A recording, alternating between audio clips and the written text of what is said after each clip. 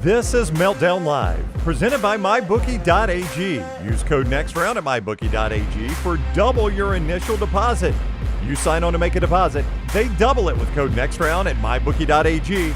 Bet anything, anytime, anywhere. MyBookie.ag.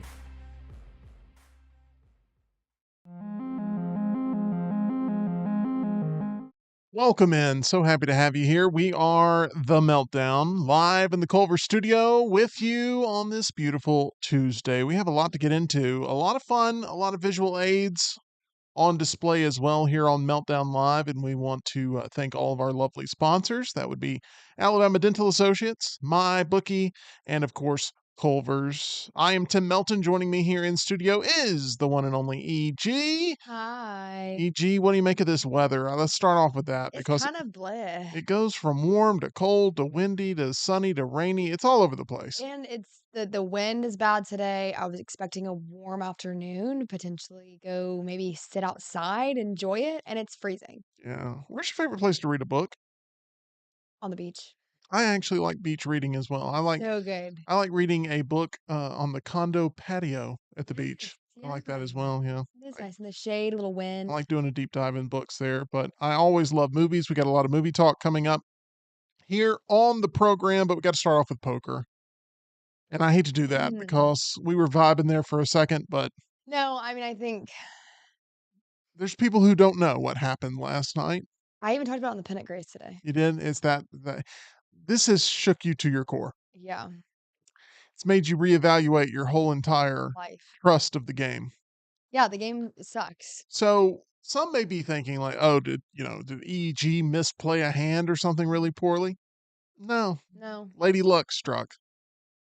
You had three aces, not one, not two, but three Three. aces. Three. I started with pocket aces, people. And this is not a wild card game either. So No, I mean, three aces in that's a wild card game is not great.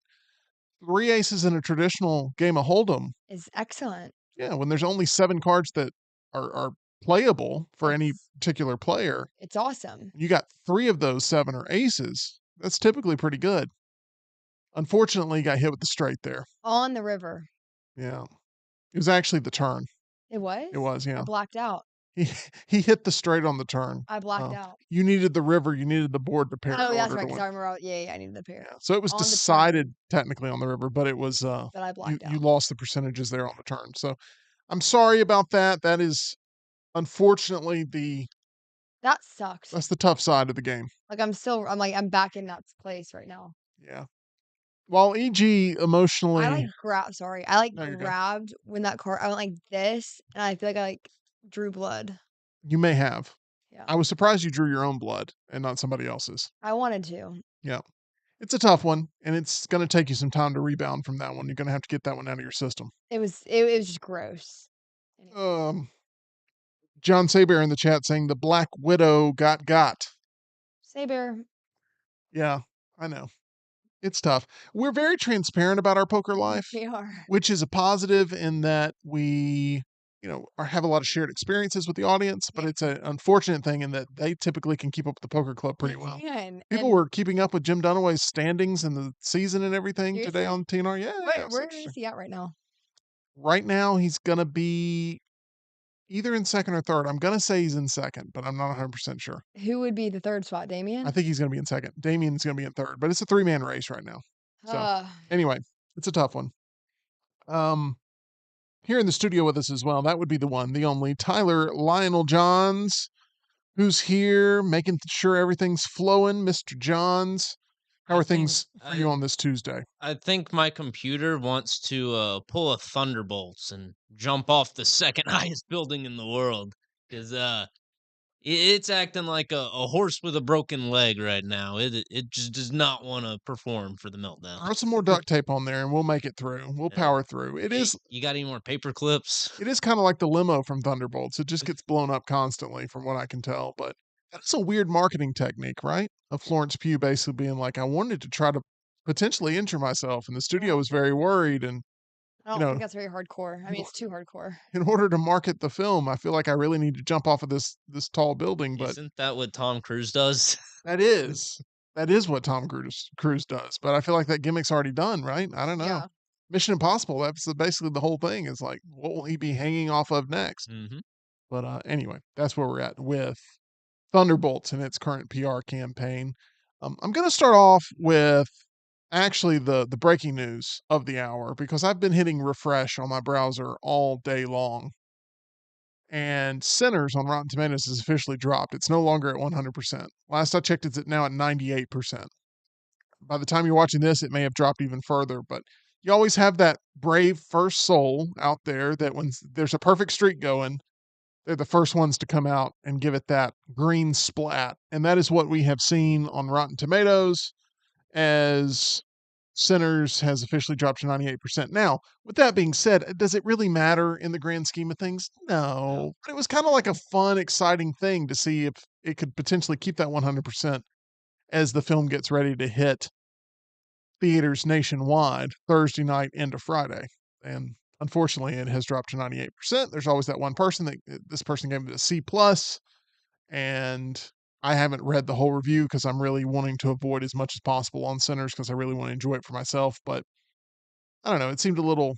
It didn't seem as forcefully of a "this is bad." It's just like maybe this person said it's really really good, except you got to be patient with it. And it's like okay, so Okay, so why can't you have given it 100? yeah, they gave it a green splat. I don't know. You make more of a name off of yourself being the one outlier than you do Yeah. going along with the pack. But if that's how they truly feel, that's great. But it feels like we were this close to like making it to the finish line with 100%. And I don't know why I care about that. It's old school Tim that cares about that because I don't care anything about current Rotten Tomatoes really. But I used to love Rotten Tomatoes back in the day.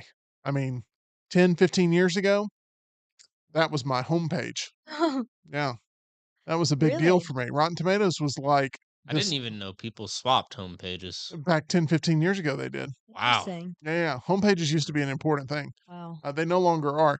But anyway, the point I'm getting to is that Rotten Tomatoes used to be a place where like you felt like, okay, this is a community where I can really get into film. And now Rotten Tomatoes is just full of discourse and everybody it feels polarized on it. And it's awful. And the audience scores have been weaponized one way or the other constantly and just doesn't have that Um, same sort of love that it that's once had.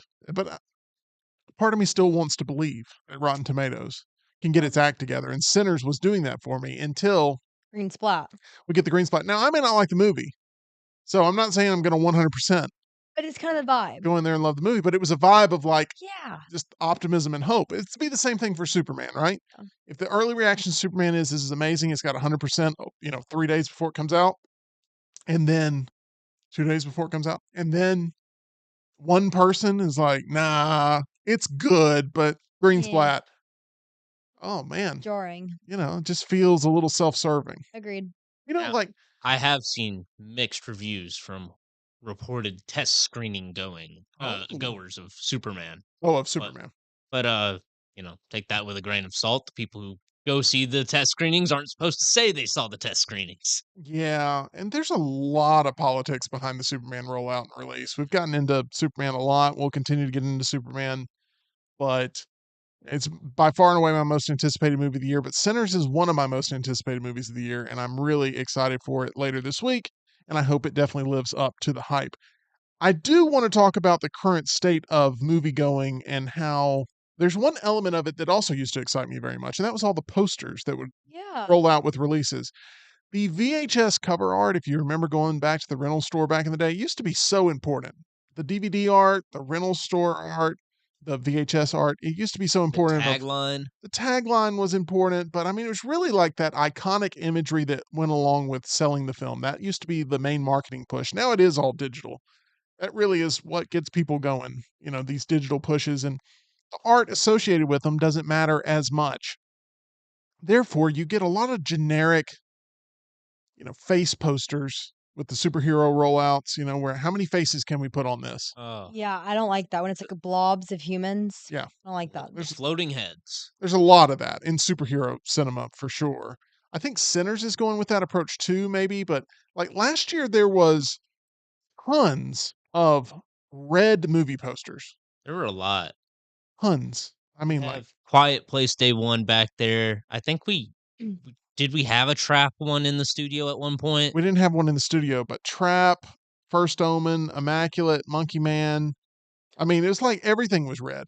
Long Legs. I mean, Long Legs was only red. Long Legs was red. Alien Um, Romulus Alien went with a Romulus was red red. theme. I mean, I could probably, if I sat here like Late Night with the Devil, had some.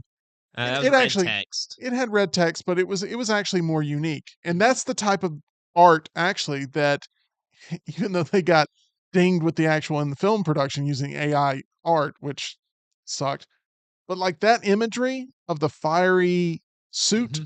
fiery head with the suit, like that's something you would see in the VHS rental store. Like it helps Absolutely. it stand out. So I'm actually like looking at that as very much a positive, but like poster art used to matter.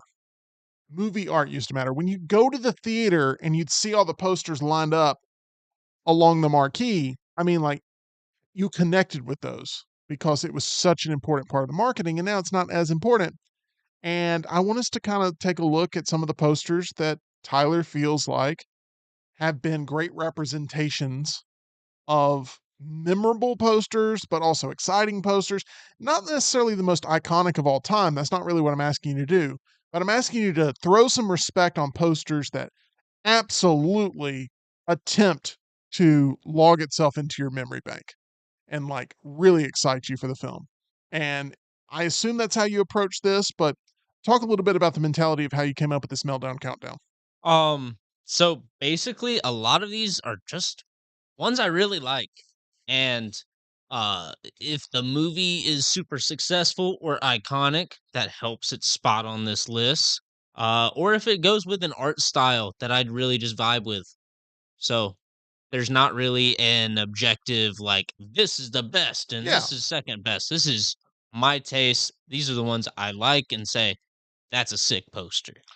I don't know how much crossover we would have in this. I don't know what's on your list. That's one of the joys of the Meltdown Countdown is like Tyler doesn't know what topic I'm going to assign, but I also don't know what answers he's going to give on the It's test. very authentic. It is authentic because we're all reacting to this in the first time all together, Yeah. along with the audience as well. We appreciate Jody in the chat, Saybear, Hunter, Charles, Daniel. Thank you all for being here with us and commenting along. As Tyler, I don't know how you want to do this, whether you want to start with number 5 or your honorable mentions, but I'm ready to get this party going. I will start with my honorable mentions just to knock them out real quick. Okay. Number 7, a movie I absolutely love. My first Criterion Collection purchase, Nice. Silence of the Lambs. I love the face with the moth on the mouth. It's just instantly iconic imagery, Hmm. and it's subtle but still very very striking imagery. I like Yeah. it a lot. No, It's creepy. I think Sets the tone. that's a great choice to kick things off. And there's been so many different variations of that with all the physical releases and Hmm. stuff. The version of that I remember is it's a white background, Yeah. so it really pops. Yes. So that's good stuff there. Okay, what would be next on your honorable mentions? Number 6, just missing the cut for the top 5 movie posters that go hard. We're both horror junkies. We like old horror. I really like old 50s horror and movie posters from that time. And I was thinking, do I go Creature with the Black Lagoon? No. And then I thought, I'll go 70s. Texas Chainsaw Massacre. I think it's a fantastic poster. I think Halloween, John Carpenter's Halloween, great poster as well. But I love the Texas Chainsaw Massacre art style, the big bold colors, the tagline with it. I think it's just a sick poster. Yeah, your favorite movie killers of all time, you included Leatherface in that. Would Leatherface be on the Mount Rushmore of killers in your opinion? I mean, Absolutely. you got to have Michael, you got to have Jason, you Yes. got to have Freddy, and your fourth is Leatherface. Yes. I think some people might go Ghostface, but I agree. Some people may go Chucky. some people I couldn't go Chucky, but some people Some would go people Chucky. would. Some people would go Chucky. It It's really did that fourth one is always up for debate. The other three are kind kinda of locks, set. yeah. Yeah, like even like I'm not the biggest fan of Freddy Krueger, Same here. but I respect that Freddy Krueger 100% deserves a spot on that Mount Rushmore. Absolutely, and So I would argue Leatherface does because of the popularization of chainsaws in horror after Texas Chainsaw. Yeah. You go to a haunted house these days, there's going to be a section of it where a dude with a chainsaw and a mask is running at you. Look, 1000%. if things keep trending the way they are, a decade from now, we're probably talking about Art the Clown being on that Mount Rushmore 100%. I mean, you got to see what Damien Leone does with Terrifier 4. for sure. Okay, let's go ahead, and I believe now we're getting into the official list where you will have some visual representation here for the audience. Yes, I will. Starting off with number 5, moving on from the big, bold graphic imagery from Texas Chainsaw Massacre's poster, I went with something a little more reserved, but I think it it matches the tone of the movie. Okay. And that's 1979's Alien. I love the egg with the ooze just sort of seeping out of it, and just a simple alien font up at the top. I think it's clean, it's minimal, and that's kind of how the movie is. It's just like, this looks creepy, I don't know why. And when you watch the movie, that's how you feel. It's creepy and you're not sure where the threat is, where it's going to pop out from, or how scary it's going to be, but you know it will be scary and unsettling. When I was a kid, I always thought that was the face of the alien. Like, I always thought it was like those are the eyes and the mouth connected, and Kind of that's the does. shape of the head, and that's what you get. I didn't watch Alien until many years later, and I'm glad that I didn't watch it till many years later because I think it is something that is, it's a slow burn. Alien Mhm. is a slow burn that you have to really connect with adult humans and figure out why it is that they're going through sort of the distressing actions that they're going through in order to try to save the mission and also themselves. So, um, just Saybear says Alien also greatest movie tagline ever, which is nobody or in In space, space, no one nobody can can hear hear you you scream. scream. Yeah, yeah, Ooh, that is kind of scary. yeah. Well, we could hear Katy Perry sing, so I don't know if that's necessarily true. What was that? I don't know. That was weird. It was. Anyway, they did not, I don't think, encounter any xenomorphs on the Katy Perry Gail King space flight Not yesterday. not not to my knowledge. Okay. I'm really excited for Alien Earth. I haven't seen anything really from it other than a couple promotional things that are like first person xenomorph stuff that's very intriguing. And I'm hoping that it's very good this summer. So, not a lot of people talking about it right now, but it's Mhm. definitely on my radar. And I hope that we can review that in some capacity. Absolutely. Let's move on to number 4. Moving on, number 4, away from the minimalist style and going for that classic 80s VHS look. And that's the Back to the Future poster. I love this poster, and it's such a good design that they chose to kind of go with a different take on it for Back to the Future 2, which I included because you guys know I love the Nike mags in Back to the Future 2. But this poster is absolutely amazing. If you're walking in a video store, you're gonna look at that and say, "Well, that's sick. I'm picking that up. I wanna see what happens in that movie." Is it not to I love your technique here because I love both these movies, but isn't Back to the Future Part 3 also sort of a riff on the same poster design? It is, but I don't like Back to the Future 3. Okay. At least you're honest there. I don't really either, but I mean, technically you could you pretend it doesn't exist. I understand. I got it. Yes. But yeah, no. That's a very, very strong choice. Obviously featuring the DeLorean very prevalently there, which you can see over EG's right shoulder as can you open the door on the DeLorean, EG? Mm, It's kind of a It's test. It's got no, no, no. It's kind of a test. stop. Do you see the angle I'm at right now? And I'm eating my sour gummy worms. Just remember this though, EG. The way the door opens on the DeLorean is a little bit different than a traditional vehicle. Boom. There we There go. you go. Look at that. Pretty cool. You look like somebody who won with 3 aces last night. Defeated? No, someone who won with 3 aces, Oh. which is alternate reality as to what happened. Oh, that's fun. I like There that. you go. That's what Back to the Future provides is alternate I'm realities. gonna leave it open. I like it. I do too. Okay. Maybe EG needs a DeLorean to take back to yesterday. I mean, I wouldn't do anything different I though. mean, no. I mean, other Yeah. than the fact that you know that this is kind of It a would trap happen. hand, but Maybe I like could like just everyone everyone would be going like, "Oh my gosh, I can't believe you folded pocket aces." Yeah. I wouldn't fold. I wouldn't go back and fold. Sorry. No, you're Anyways. good. Okay, let's continue on. We're going to number 3 on your list here, Tyler. So far, some bangers, and they're only going to get more prevalent, I believe, in the top 3. Where are we going for the bronze medal here? Number 3, this isn't necessarily the most iconic movie, although I do believe it is an iconic movie. It's a movie I absolutely love, and a poster I think is just really sick, using some colors we don't really see much in posters. That's Kill Bill Volume 1. I love the amount of yellow in this with the black text and black stripe down the side. You got Uma Thurman there in the motorcycle suit that she goes to fight the Crazy 88 in. She's got her katana. It's just fantastic. I think that is solid graphic design right there. And enough said. I just love that movie. Love that poster. It's simple, It's simple. it's clean, Hmm. it's effective. And you know what they avoided, which I think is actually I actually think it's probably the most genius thing about it? It doesn't have any blood on the poster. Because they Yeah. could have gone the cheap route of let's Hmm. throw some blood on there. Let's splatter it up. Let's make it look like the Yeah. Watchman button, like Hmm. let's do that. And they decided not to, and I think that's actually good because there are very few movies that spill as much blood as Kill Bill and Kill Bill Volume 2. I mean, Especially in the scene I referenced, the Crazy 88.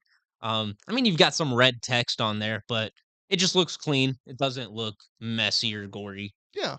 I mean, she could have been covered in blood and, She could have, yeah. could She be she okay. was in the movie several times. Yeah. No, I think it's a good clean choice there, and also one of your favorite movies slash movie franchises.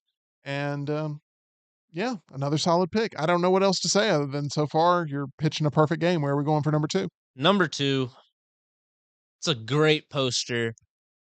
It's a great film. Iconic. Probably the most iconic poster on this list. That's Oh, Jaws. so happy that I'm so happy. Yeah, I knew you would be upset if I left this one off. Yeah. I thought there would be some conflict with me leaving off Halloween, No. but yeah, you can't leave this one off if we're talking about movie posters that just go hard. If you hang up this Jaws poster in your house, like a nice painted canvas version, uh, it's just art. It's not necessarily like, oh, you're a movie nerd. I want to time out real quick. Can we pull back the curtain? So Yeah. you're looking at me. You're looking right through me, EG, Yeah, and what you're was going on over there? no, EG's looking right. Now this is going to be great. No, EG's looking right at me. Okay, and this is what she's doing. She's looking right at me, and she's going, and I'm like, do I have a bat in the cave? What's going on here? I mean, what do I have a acrobat that's hanging from my magnet? And I'm like, and I'm looking at her, and it's all on camera, by the way, because we're on the double shot thing.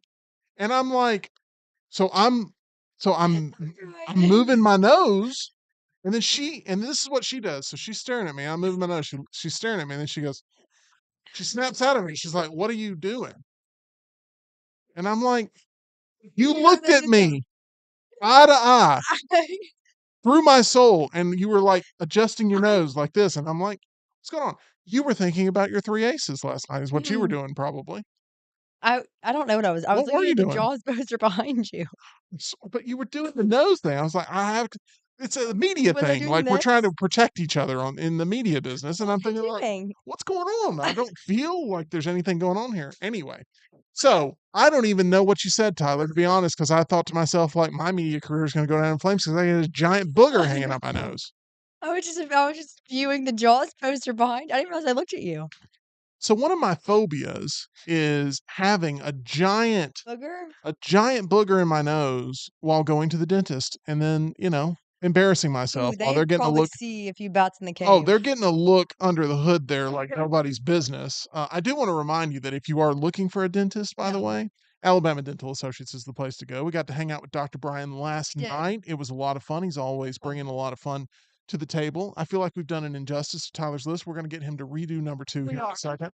But if you need to redo your mouth, there's one place to go. Alabama Dental Associates.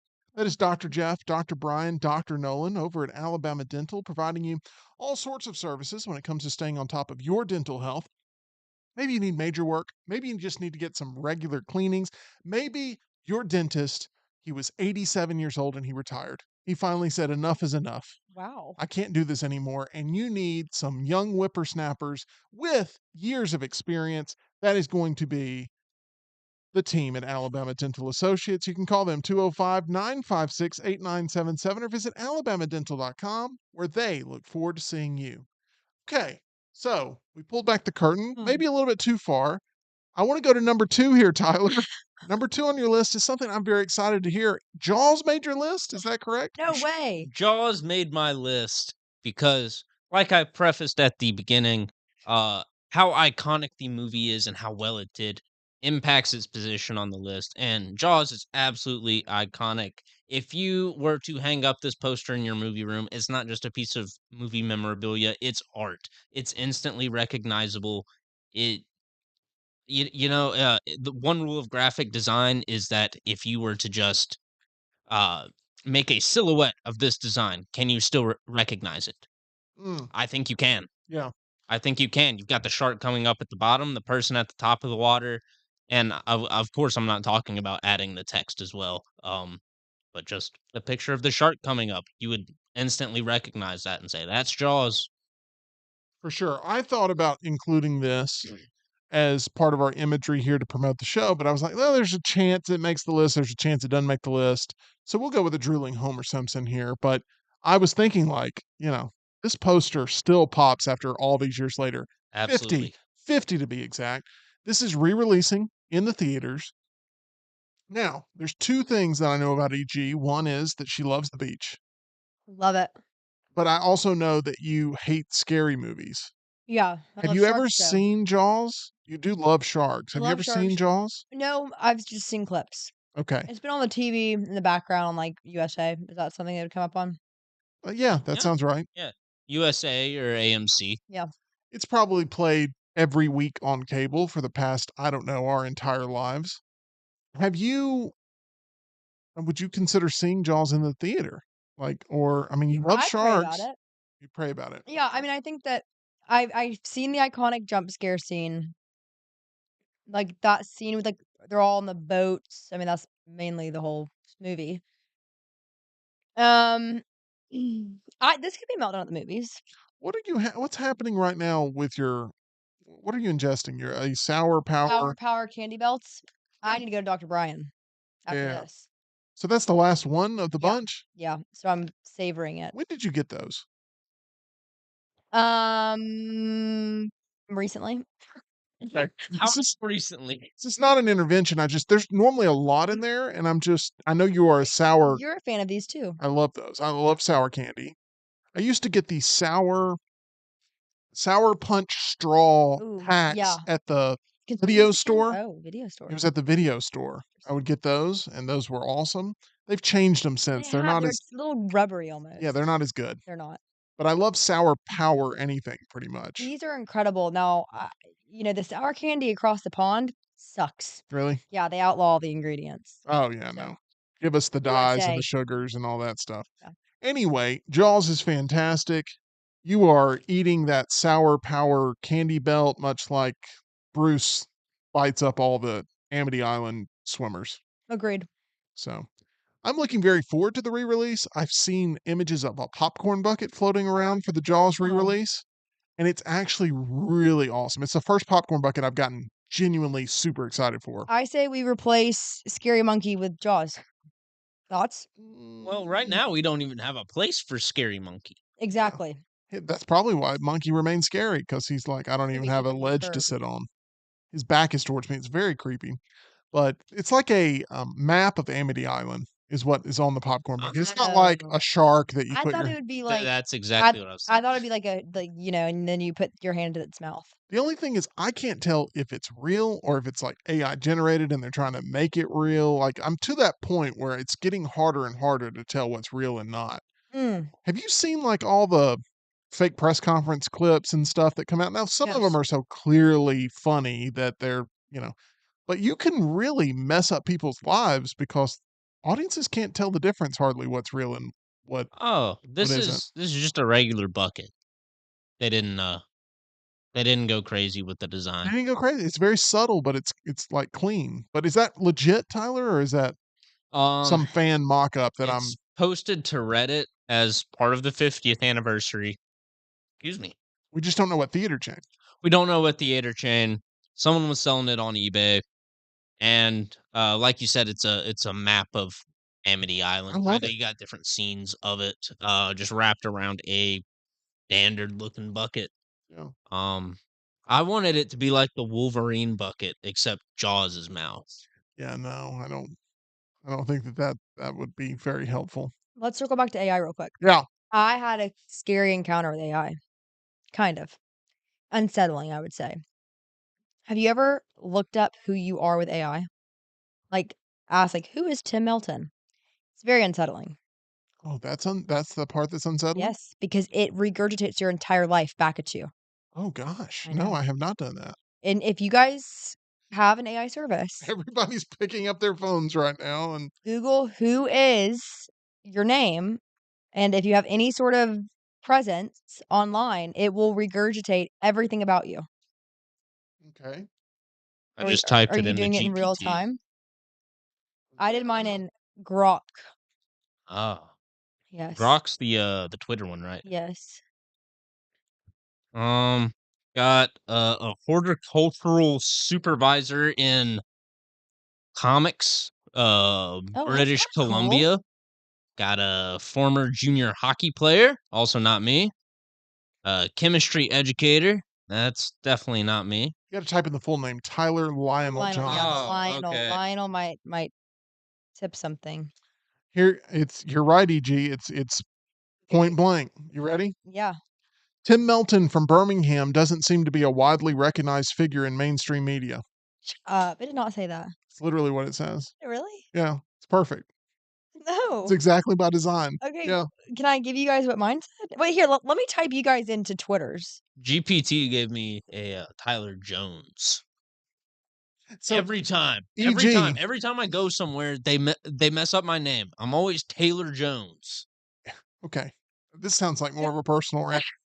EG, it sounds like you're the only one who AI is trying to. No. I guess I'm just notable enough for AI to know me. Yeah. That's not all what It I does say said. here Tim Melton works with the one and only EG. It does say Shut that. up. Okay. Anyway, and why was this a scary run-in? Because it knew too Tim much. Melton, sportscaster, radio personality who co-hosted the fourth quarter on ESPN 97.3 The Zone in Birmingham with Max Howell from 2012 until April 2013. He later co-hosted Jock's Primetime, where they also ran a podcast called Discussing Sports, Politics, and Entertainment. That's pretty much Their show accurate. covered topics like the Birmingham Iron football team Yeah, that's and correct. included casual, unscripted conversations about everything from video games to movies. Yeah. He left The Zone when the station pushed for a more controversial style. That's sort of correct. Yeah. That is how does that that's very interesting. Uh-oh. They got me too. Yeah, okay. Significantly less information, obviously, but says there's limited publicly available information about a person named Tyler Johns from Birmingham, Alabama. And then the first one that pops up is Tyler Johns, video production intern. So they're just off. They're outdated. I'm not an intern anymore, Chat GPT. Wow. It's like this Tyler Johns is a video production intern at Double Down Media. He holds a Bachelor of Fine Arts in both visual media and psychology from Auburn University. He's based in Birmingham, Alabama. All of that's true. I was a video production intern. Is that not kind of spooky? Also look up you can do a lot on this thing. Okay. Well, all that's terrifying. Yeah. Yeah, I got told, "Hey, we need you to be a bad guy on the air," and I left because I was like, I'm not AI I'm knows. not gonna do that." And then AI knows that private closed door meeting. Apparently. Where's this published at? Yeah. Anyway, Um, but yeah, no, I walked away. you can also figure out people that are related to you. So I looked up um like my dad's name but separate, and it was like in conclusion the most likely candidate is Mark McWhorter from Marietta, Georgia, due to his Georgia Southern University tie and proximity to Emily Grace's hometown. Mm, How do they know my hometown? mm. Okay. Well, while AI continues to figure out more, but we're just feeding more into AI Yeah, as we do this show right now. It's I getting think my Instagram bio is AU Visual Media and Psychology. So there we go. Okay, it's just scraping from all social media. let's do this. Let's get to number one on this list before we eventually get replaced completely by artificial intelligence. Because I'm trying to think about what poster goes harder than the Jaws poster. See, now it's not that the Jaws poster's not on there, it's that the fact that it's number two. Number one better be a doozy, my friend. What do you have for us? What you cooking with? An absolutely iconic poster from one of my favorite movies of all time. It's one that is striking imagery, clean design, and pays homage to what the film's inspired by. I'm going with Pulp Fiction. Oh, gosh, Uma Thurman Uma Thurman twice? twice. Double Uma Thurman, double Tarantino. Wow. I mean, it is an iconic poster. It is, and it's made to look like an old Pulp magazine cover. You got the little 10-cent sticker on the left-hand side, the dog-eared pages, and sort of distressed look to it. And Uma Thurman as Mia Wallace is just fantastic. Incredible performance and just iconic performances and lines in that entire movie. Yeah, yeah. It's a very good choice. You know, Tarantino takes this seriously because it was so much more important when he was digesting all these things that inspired him. Tarantino was a video store clerk before getting into filmmaking, so Bingo. and he was very passionate about working at the video store and providing these sort of obscure titles to all the local neighborhood scamps. There's some sort of snowblower or something happening. There's like a I don't think it's a snowblower, but they're doing something out there. No, it's a snowblower. I'm pretty sure they're cleaning the ice so the hockey I rink think next they're door can. cleaning the The dumpster. Zamboni. Yeah, it's a Zamboni. You think they're doing the dumpster right They're now? That's cleaning possible. it, They're but cleaning it? I don't know. I don't know. This is the They're weirdest show. they're cleaning the dumpster. By the That's a way, job. They have to do that. do y'all I believe mean, in like sorry. after emptying out the trash, you like wipe it down. No, I'm sure that there's someone in this world that has to go around and clean dumpsters when they get nasty to keep them maintained. I'm sure that exists, a Yeah. Yeah, dumpster I cleaner. would think you would just like power wash it real quick though. That's the But same thing. yeah, They're cleaning it, right? Anyway, point I'm getting to is this. We talked about bats in the cave. When I was driving into work today, I went under a bridge and a bunch of bats flew out. And I noticed Hey. it and I was like, why are these bats, why am I seeing them so prevalently? Now I know I'm a Batman fan, so I immediately started thinking of Batman. maybe that's his And then I started thinking like AI. I'm not kidding. I started thinking AI could make a Batman that is an actual like either a baseball bat or a man holding a baseball bat, and it called Batman. And then I got to thinking like, what would be the legal ramifications if I started a children's line of books? It's like Batman, but Batman. it's a man holding a bat, Interesting, like a baseball player. or like Superman, It's and like a it's a Superman. soup, right? And then I Yeah. started doing all these as I'm driving in, and I started going through like Green Lantern. You know, obviously that would just be a Green Lantern, which is Yeah. not really very inventive. And then I kind of ran out after that. I don't want to Interesting. see the new Flash design. That That's a good line. was a good line. That's a That damn was good line. good. Thank That you. was good. Oh Painted a man, picture. that was great. Yeah. Mr. Culver's Curdsworth over there has no pants on. What are we doing? I don't know, but it's the truth. I mean, yeah. He's got no pants on. He's letting his buns hang out. He's a burger. Anyway, This is too much. we're still on the air. Yeah. Yes. Okay, great. Pulp Fiction. Great movie, great poster. Great. It's my favorite of all time. Okay, I'm gonna move on here to some headlines because I feel like that's probably the best thing to do. That gets us closer to the end. We go to this. Tyler, gonna love this. Alamo Drafthouse has decided that they will not use Meta's Movie Mate technology during the upcoming release. It's a re-release of Megan. So the way this is supposed to work is when they re-release Megan in order to try to drive up interest in Megan 2.0, they want people in the theater to use their phones Are we serious? to access exclusive content on their devices in real time during the film.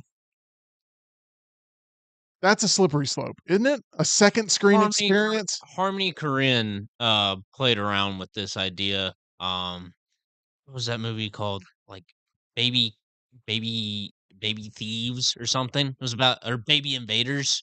It was an AI movie where robbers with AI baby faces Mm. break into a house, and there were supposed to be like QR codes hidden throughout the movie that viewers could scan to find more content related to the movie. Oh, okay. Um, well, Alamo Drafthouse says absolutely not. We're not partaking in Good. this. That's on brand with Alamo Drafthouse. If they didn't do this, then there's no reason to go to an Alamo Drafthouse ever. I have never been to an Alamo Drafthouse, but I have not either. the minute I get an opportunity to, if I'm ever in a place that has one, Mhm. I'm going to go give my money to Alamo Drafthouse and have a night out at the movies at Alamo Drafthouse, their style, and see what the difference really is between that and what you basically get in, the AMC. Mhm. Um, that's the more standard experience here. Yeah.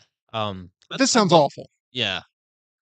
It sounds absolutely terrible. AMC better not bring it to their chain. But Alamo Drafthouse, like if they did, there's no reason to go to Alamo Drafthouse. Like I said, the whole purpose behind that place is bringing back the whole Alfred Hitchcock time. You can't come into this movie late. You're going to be disturbing other people. You're going to miss part of the movie uh, instead of ordering verbally, you Yeah. fill out a little order card to get your food, that sort of thing. I love in their PSA before the movie starts, they play voicemails of angry customers who have been kicked out. Really? Yeah. Oh, I like that. I'm looking them That's up right good. now. Where are they located? Alamo Drafthouse is a company that has multiple locations across the country. Okay, Mhm. Dallas, Fort Worth, Los Angeles. Yeah, they started in Texas. They were going to They were gonna move Birmingham. downtown, yeah. build one here in Birmingham, but that fell through. So that was disappointing. Very disappointing. We go to this. Warner Brothers has set plans to revamp The Bodyguard.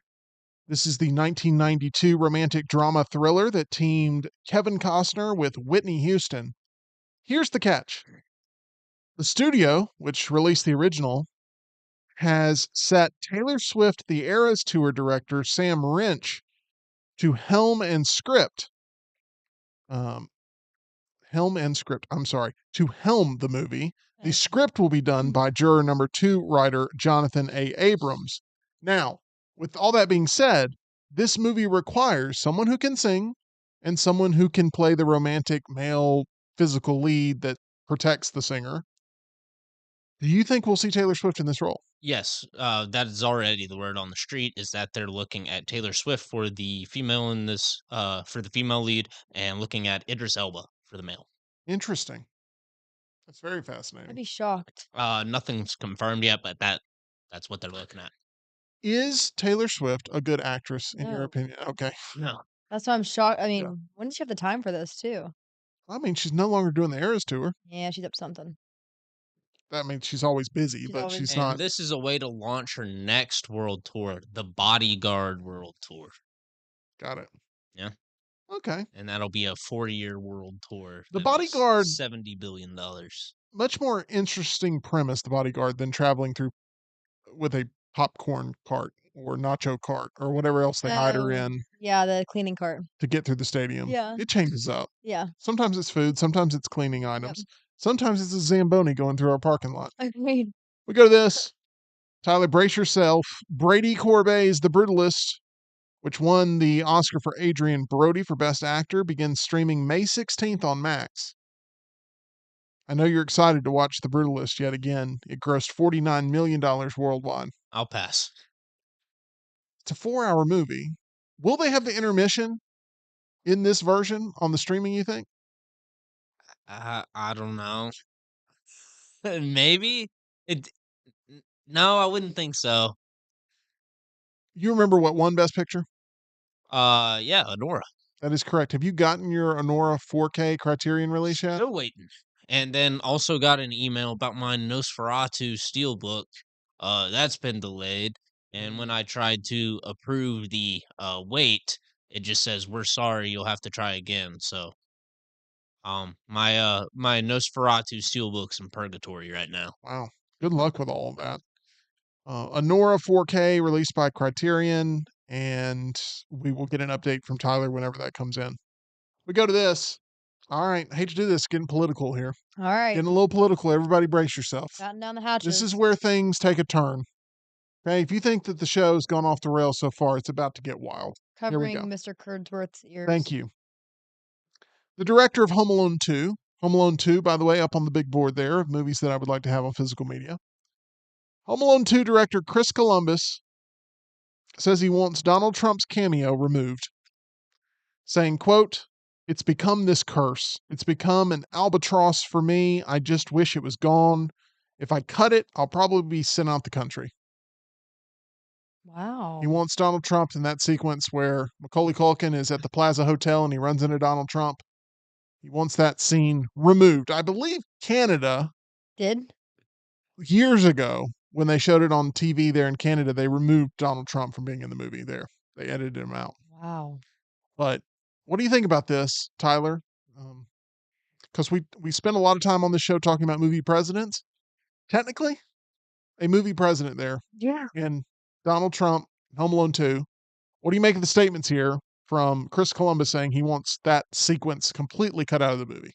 I don't like the grandstanding in his statement. It's like, oh, if I cut it, I'll be sent out of the country for daring to remove this from film.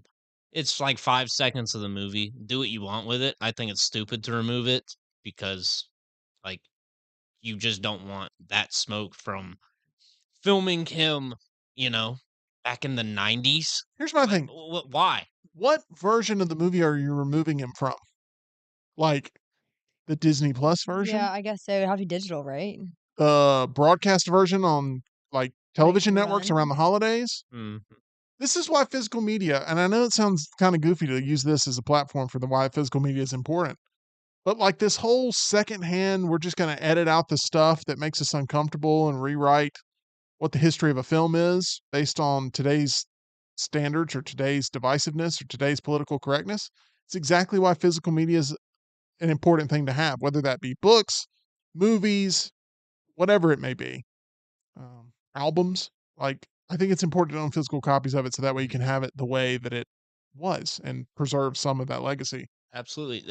Films are a reflection of culture of the time. Yeah. And changing changing a film is pretty much like changing a history book. It doesn't mean you have to celebrate that film or celebrate the problematic event in that film, but changing it and to better fit modern sensibilities is just strange. Even It's that anti-art. these comments also just they make the sequence and the scene stick out even more. So I Right. mean, it's like, what are you really trying to accomplish? I don't know. So Yeah.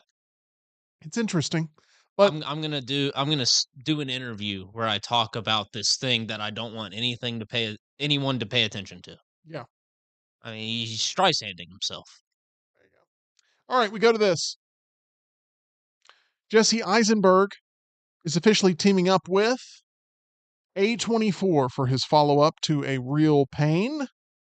This will be his latest original movie as Halle Bailey is starring in this, not Halle Berry. There's always this That's awful. like, oh, did you say Halle Berry? No, Halle Bailey, who played the Little Mermaid, Ariel.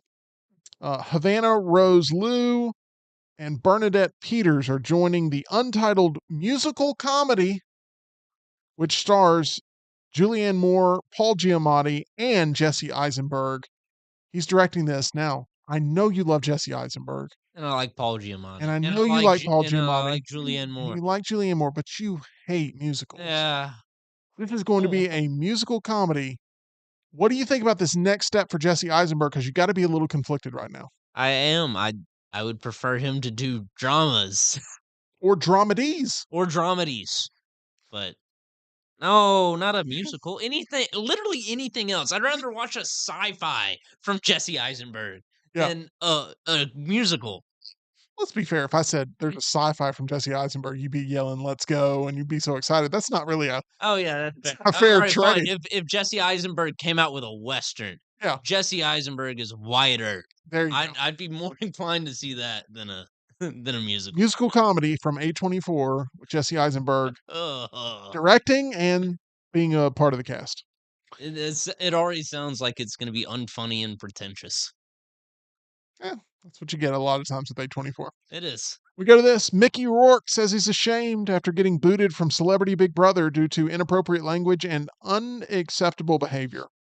Now, I'm not one to try to discriminate or typecast against, but I feel like Mickey Rourke fits the bill on this, right? Like, what do you expect when you bring Mickey Rourke into the Big Brother household? You brought Mickey Um, Rourke and had him interact with JoJo Siwa. It's not gonna work. I mean, I think even if he's not a hateful person, he might have just reached for those words just to annoy JoJo Siwa. Very possible. Mickey Rourke is a very, like, he's just an uncomfortable person to look at. I don't know how else to put it. Like, look at, be around. Like, I would be uncomfortable being around Mickey Rourke. If he walked in and sat down. Yeah. Yeah. Like, I am a defender of Iron Man 2, and I think his portrayal of Whiplash there is quite good because he can pretty much say nothing in a scene, and characters on screen are uncomfortable around him, and it works out really well. And he really wants to talk to his pet bird. But Mickey Rourke said, quote, "I lost my temper and I've been trying to work on it my whole life, and I wish I would have had better self-control, and I'm very sorry. I'm ashamed of myself for losing it a few seconds there. I blame myself. I know it was my bad. You know, I've got a short fuse. I know I upset a lot of people there. I'm sorry for that. I'm actually ashamed of myself for getting that hot. I went over the line. You know, I did wrong. I guess I could say I'm a work in progress." There's been a lot of work done on Mickey Rourke for sure. So, I mean, I still think that there's a chance that the producers put him up to it. Yeah. To drum up probably so. some buzz for Celebrity Big Brother UK edition. Yeah, I think it's all publicity stunt potentially here, but you know, we're taking the bait a little bit because he redeemed himself for just a hot minute with the wrestler, and it's a heck of a performance from Mickey Rourke. And you know, here we are. Leslie Odom Jr. will reprise his Tony-winning role in Hamilton as Aaron Burr for a limited time from September 9th through November 23rd. The announcement comes as Hamilton celebrates its 10th anniversary on Broadway. Can you believe Hamilton's been around for 10 years? No. Doesn't that make you feel old? I feel like that just came out. It was such a craze. It was. Very 2016. Very. Yeah. Like, That was people's whole personalities. it was. People in high school did make that their whole personality for a bit. You're not Yeah. wrong, EG. Yeah. Mhm. Yeah. I Still haven't seen it. if you want to see Aaron Burr if you want to see Aaron Burr played by Leslie Odom Jr., then you can watch the Disney Plus version Yeah. It was of on Hamilton. Netflix for a second, wasn't it? Or No, no? always Disney Plus. Yeah. I didn't Yeah. know Aaron Burr had acting jobs. Well, you haven't seen Hamilton, so you wouldn't know. Okay. Mhm. Speaking of actors, all 5 actors from The Breakfast Club reunited for the first time in 40 years. Oh, wow. That would be Molly Ringwald, Emilio Estevez, Judd Nelson, Ali Sheedy, and Anthony Michael Hall. I've given some movie takes over the Yeah. course of my career. Nothing has gotten me as much vitriol as when I said The Breakfast Club is overrated. I mean, I'm talking about Hate mail? people wanted me to be physically harmed, I think. I mean, they were really on the cusp of like, that's the next level. I didn't know the backlash was that serious. I mean, Let me tell you, you said it on here, and I agreed with you. kids from that era love The Breakfast Club. I was talking with my cousin about this. I was like, man, I got so much hate for saying The Breakfast Club is overrated. He goes, what did you say? Like, The Breakfast Club is overrated. He goes, you don't understand. When The Breakfast Club came out, like everybody, Wanted to have a Breakfast Club? no. Everybody, yes, they wanted sausage, egg, and cheese. No. Everybody was one of those characters. Mm. And that it resonated deeply, personally with people when that movie came out, especially that generation. And I was like, okay. It's like, can you put the knife down? You know, it's like, it's very intense. But this is what was said by Ringwald. I feel very emotional and moved to have us all together. And then acknowledge the attendance of Estevez, who's been the one missing from this sort of reunion for many, many years. Once again, this is Hadn't happened in 40 years. You can watch the whole panel on YouTube. I did. I watched the entire hour and 15 minutes or whatever it was. Have you heard his explanation for why he didn't attend? I heard it and I immediately was like, that's all just very much BS. Yeah. Like it's all BS, but it was what He was the said official? he said he was like, "I don't like high school reunions," or Yeah, something. It was something God. along those lines. I don't even go to my own high school Yeah. reunions, much less, any of this or whatever. But I've always been, I've always enjoyed these people, and I'm like, come on now. By the way, it's looking more and more like Martin Sheen every single day, Emilio Estevez. I mean, Yeah. just like him. But anyway. Ali Sheedy says, I was really happy when we were making this movie. We all really, I don't know if you can tell, but we all really do love each other. It was a dream, a joyful experience. You have Ringwald who said, we don't have to use the cardboard cutout anymore. I feel really moved that we're all together, talking about Estevez. So the fact that they were all back was a big deal and it made a lot of fans really, really happy. And I just wish I was a bigger fan of The Breakfast Club. The best part of The Breakfast Club is the opening, like 3 minutes or whatever. The opening, like we're setting you in 80s high school and we're showing you the lockers and we're showing you the hallways and we're showing that stuff I can't get enough of. It's just when they start introducing these cast of characters that are all I don't like any of them. I don't like it. You didn't like Judd Nelson talking back to whatever the vice principal's name was. No, I didn't like any Principal. I call him Principal Skinner, even though he's not Principal Skinner. This is just a Simpsons type day, but he looks just like Principal Skinner, which I'm Yeah. sure there's some sort of correlation. But um, yeah, I don't love the Breakfast Club. And you know what? As EG would say, sue me, Yeah. It's sue a me, good feeling. sue me. Sue you. Is the chat killing me right now for the Breakfast Club? Oh, Charles has got 2 eyebrow raised emojis in the Yeah. chat. Smuff says, "I mean, The Breakfast Mhm. Club is a classic." Yeah, I don't disagree that people think that. Yeah, I mean, it is a classic. It's just not one that I'm as high on as some other 80s movies. Say Bear says, "You think he's seen hate before? Wait until you hear his thoughts on The Princess Bride." And Smuff says, "I think The Princess Bride is supremely overrated." I agree with Smuff. I agree with Smuff too. I don't like The Princess Bride very Oh, much. ooh, okay. I was gonna say I like The Princess Bride, but it is Oh, overrated. it's very overrated because it's not very good. Anyway, there we go. I'm creating a lot of Pretty good. enemies today. Let's go to this. Anthony Mackie says Avengers Doomsday will give fans, quote, that old Marvel feeling. So what does that mean for the other movies all the way up until Avengers Doomsday, Anthony Mackie? They're Anyway, going for the Stop. A24 feeling, Tim. uh, Haven't you been paying attention to Thunderbolts marketing? Anthony Mackie says, quote, I'm really excited for what this project is going to be. It's going to give the audience that old Marvel feeling that they always had. Okay. I feel like it's too early to be like saying that they always had, you know? Yeah. I mean, everybody knows what he's talking about. But it's like that's not I don't know. I think what he's saying is they're going to be good again. The movie's going to be good again soon. But the problem is Anthony Mackie just had a movie come out, and he didn't say any of this before that. Even though we all knew it. Yeah.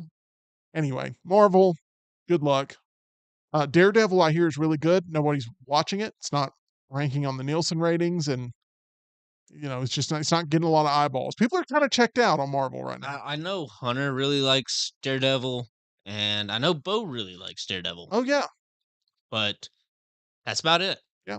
It just, I mean, it's not the quality that's the concern. It's that there's just not a lot of people necessarily watching it. And that's a big miss for Marvel again. And they need to get back in the winner's circle here soon. And I don't think Thunderbolts is going to be that. I don't No. think it's going to be that. I mean, it's tracking for less than $100 million. There's no real, like, I've had people ask me that are just sort of like, they like comic book stuff, but they're not like obsessed. They're like, who's a character I would know in this? And I'm going through and I'm naming the characters like, don't know that person, don't know that person, don't know that If person. you don't know Bucky, you don't know any It's like, of the others. did you watch Black Widow? No, I didn't watch Black Widow. Okay. Oh yeah, that's right. Florence Pugh is the other Black Widow. Did you watch Falcon and Winter Soldier? No, I didn't watch Falcon and Winter Soldier. Okay.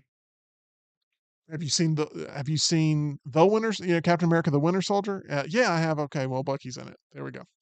That's all. I mean, I don't know. MCU right now, they got to do better. They got to I do mean, better. They know they got to do better, though. They know that. yes. It's why they backed up the Brinks truck to Robert Downey Jr., and it's why they brought the Russos back in. And of course, it's got that old Marvel feeling. You're bringing back everybody from the heyday of Marvel. Like, anyway, I'm not trying to be too tough on Anthony Mackie. It's not really nothing. It's not really his fault. It's just, what does this mean? It's kind of like it doesn't help the other films that come out before Doomsday. And I also, man, this is gonna be my hot take of the day. When people say that old Marvel feeling, I still feel like that's not that much better. You know, like Iron Man's good. There's some hits, You few, sold but your, that are few and far between. yeah, But there's not really any Marvel movie that I go back and rewatch.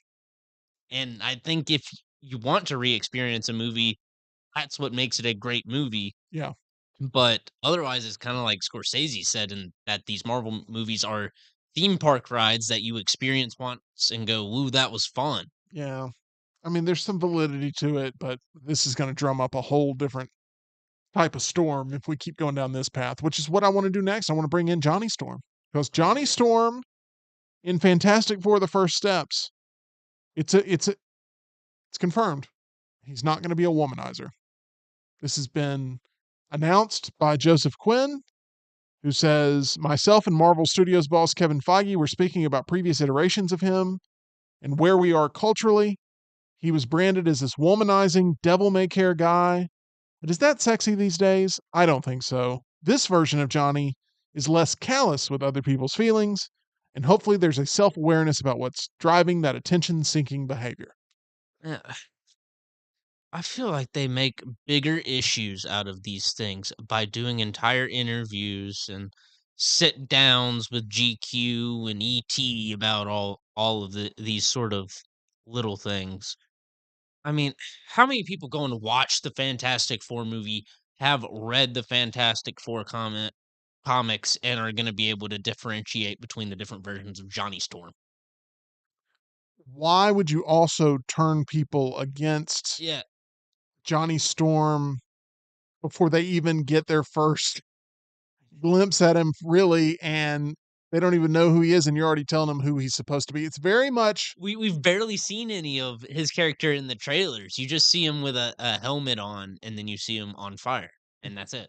this is very Rachel Zegler, Snow White type Yes. stuff. And you would think Disney would start to maybe get their actors to quit talking about the characters in this type of way. Now, I'm surprised they haven't already. Like, I would assume that a company like Disney would have like a social media clause or something yeah, like that, preventing Rachel Zegler from going on Instagram and being Rachel Zegler, you know?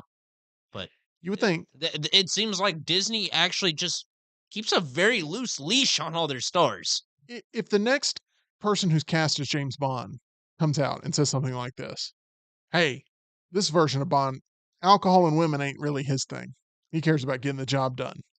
The backlash is going to be through the roof because, like, I'm just going to say this to Hollywood. If you'll listen up for a little bit, it's okay to have flawed characters that, like, have major issues that they maybe over time mature, grow, and overcome.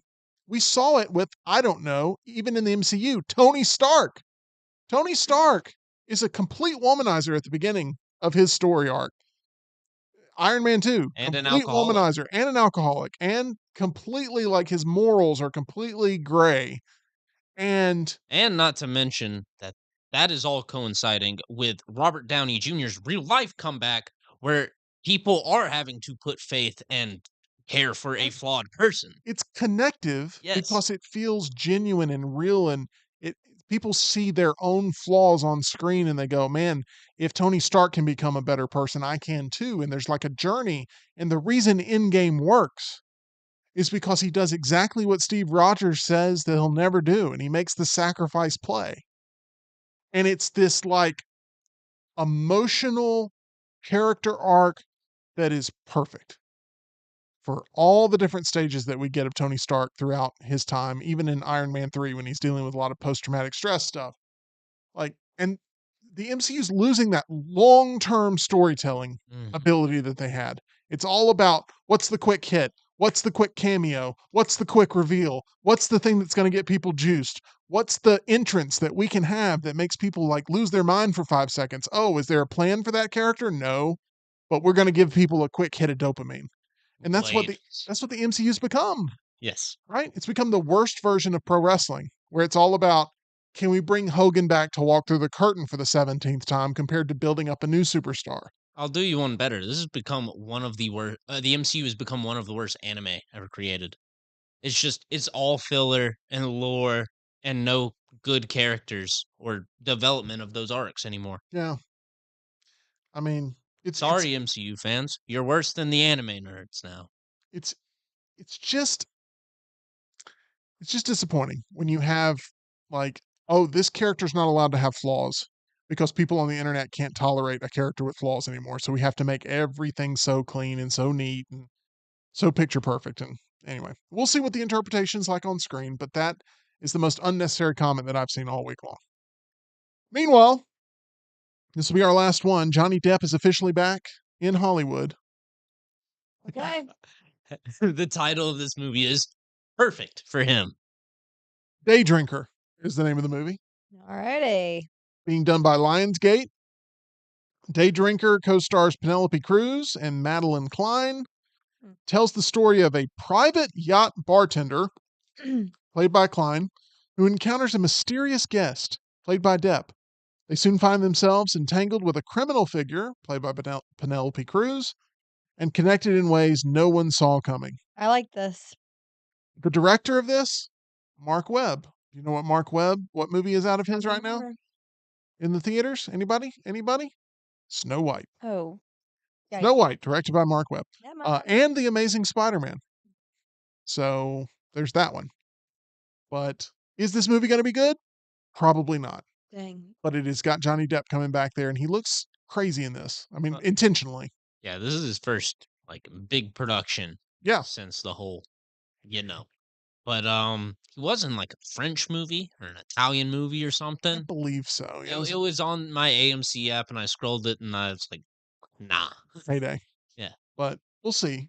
I think a great double feature would be Citizen Vigilante, Vigilante Citizen, I don't know what it is, and Day Drinker. I feel like those two back to back. Citizen Vigilante, that's formerly known as The Dark Knight. That is right? correct. Yes. Okay. Yeah. They had a friendly conversation with Warner Brothers, and that changed really quickly. Real But friendly. it has Army Hammer in it, and that would be a fun sort of like double feature. But I hope that Johnny Depp has something left to give us that maybe he hasn't yet on screen. And he has a tremendous sort of range, and I'm curious if we see more of that tapped into over the last stretch here of his career. I want to remind you about our title sponsor. That is MyBookie at MyBookie.ag. You can use that promo code next round for that 50% deposit bonus up to $1,000 plus a $10 casino chip there when using promo code next round at MyBookie.ag. Thank you to everybody for the spirited chats there in our chat room here live on the show. If you want to be a part of the live chat, join us 2 o'clock Central, 3 o'clock Eastern. We really appreciate all of our loyal Meltdonians. We will see you again tomorrow here on Meltdown Live.